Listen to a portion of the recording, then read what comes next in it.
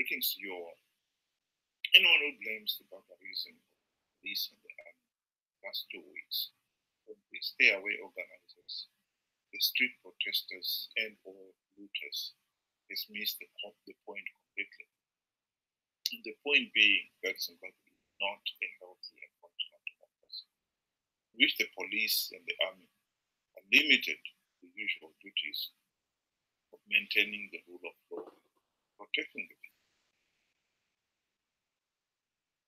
The challenge with the current situation is that the organizers of the protest failed to be smart in their risk assessment, said Church and Civic Society Joint Forum Chairperson Sibanda. They were sacrificing ordinary, angry, and frustrated masses, hoping to achieve some normative leverage and international sympathy from SADC and AU, forgetting that these institutions have always been about brotherhood. By getting violent, looting, burning cars, killing police officers, they lost the plot and fell into a trap. The government got something to justify these actions before these brotherhood institutions. Sibanda is just a confused person who has himself fallen into the Zanu trap. It is not beyond Zanu PF to have deployed his own agent provocateurs to encourage the street violence routine, to justify the state violence that followed. How many times have we seen the white farm invasion flare up again and again during national elections?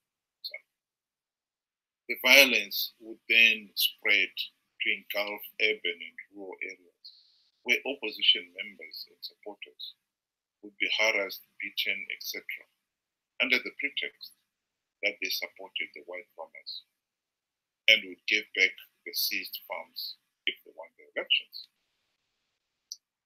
But even if we accept that there was not even one Zanu PF agent behind any of the looting, lawlessness,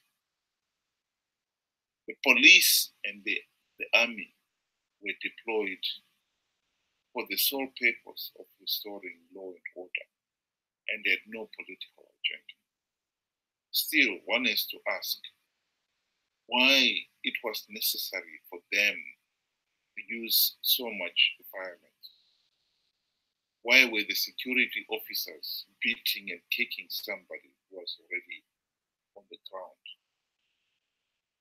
Why did the police and army raid people's homes in the dead of the night and beat up all the male occupants?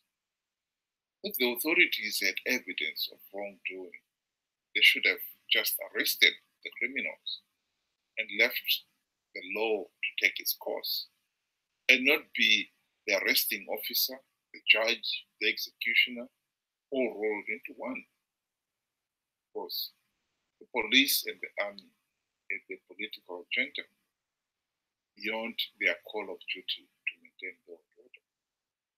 Their mission was to send a clear message to all, but especially to Zanu PF's political opponents, critics, that the party would stop at nothing, including turning state police and army themselves into lawless thugs in its effort to silence all dissent against its continued rule.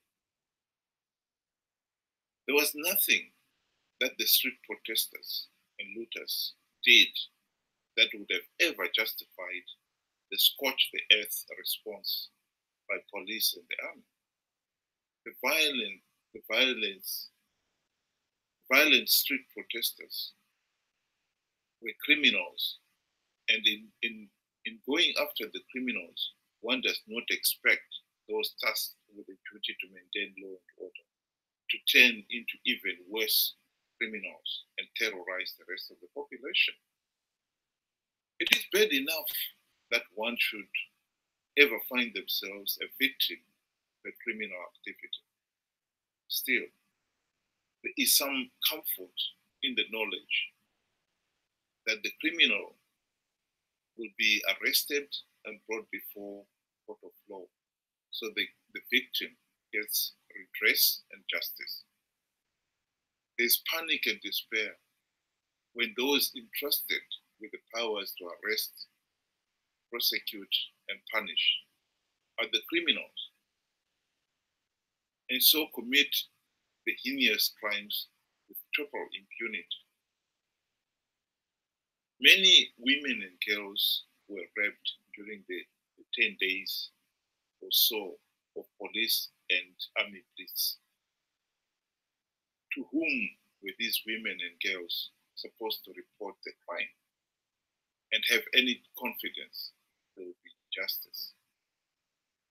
Society has already granted the police and the army, etc., super duper powers, such as the power to arrest and to use weapons.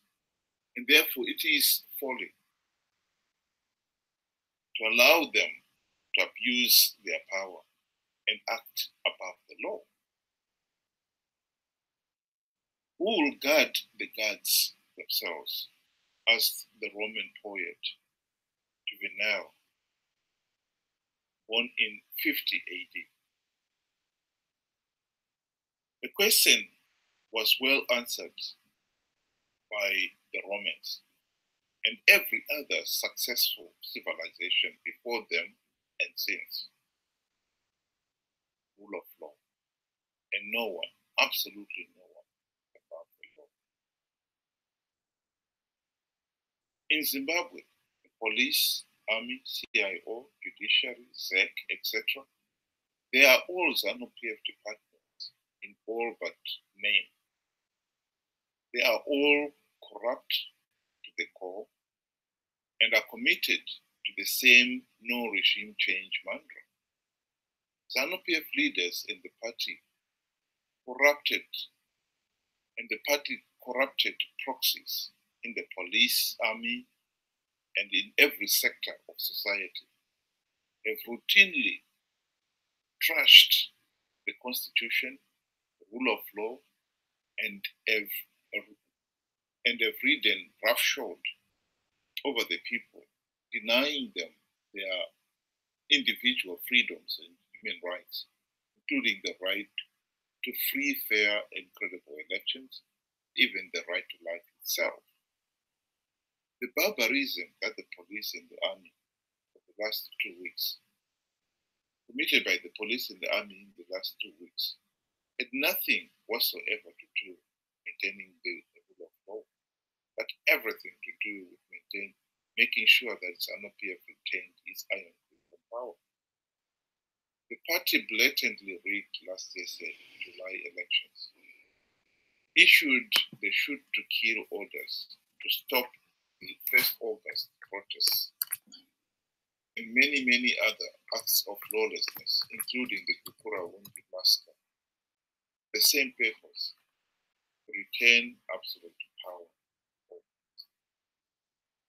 If Zimbabweans are serious about ending the economic meltdown, the blatant vote rigging, the brutal oppression, etc., etc., then we must fight for the restoration of rule of law, and that no one should ever be above the law. By rigging last year's elections, Zanu PF once again confirmed that they are above the law. After 38 years of rigged elections and getting away with it, we must not allow this to happen ever again. Zanu PF does not have the mandate to rule. The regime is illegitimate. It must therefore be forced to step down. Zimbabwe is not the first nation to be ruled by lawless thugs. And the solution is simple enough: restore the rule of law. We have been stuck with Zanu PF dictatorship for 38 years and counting. And we must now grasp the nettle and demand that no one should be above the law. Zanu PF has entrapped this nation into this corrupt and tyrannical dictatorship for its own selfish political gains. Street protesters lost the plot and fell into a trap. Yeah, right. What regime that is truly accountable to the people would ever do anything to entrap the people? The real tragedy is that we have people like Sibanda, naive and gullible enough to justify institutionalized lawlessness and barbarism. We have to deal with it ourselves now. Thank you for listening.